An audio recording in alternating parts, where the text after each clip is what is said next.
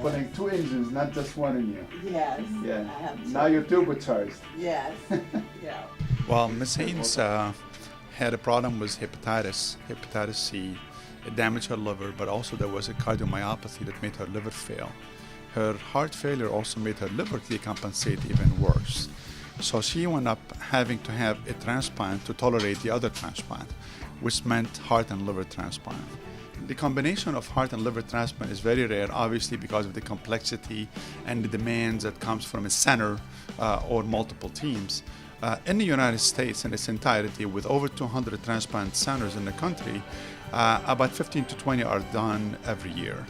And since we started recording that procedure in 1992, we've had about 160 such procedures performed. I've been here since February the 9th, and I came in for a catheter to see what my numbers were, to just see what my heart was doing. And I've been here ever since and waiting for a donor.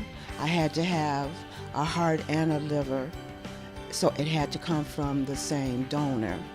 So it's been rough, it's been up and down, and it's been a long road. It's very extensive, it's very large. We always like to mention the surgeons, but the reality is this is maybe the core.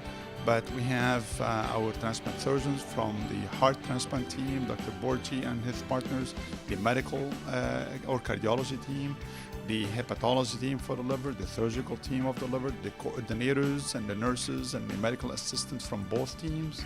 And then we have the operating room, we have the recovery room, the intensive care unit, the medical care unit. I say, this is not the power of one, it's a power of 99. Because this is at least the number of people who get involved to make such a thing happen. That's my heart pillow, and different people have signed my pillow, carrying me on my journey, and it's just a real blessing to have it and to know that it's people out there that really care for you, and they really take care of you, and just sending me on my way.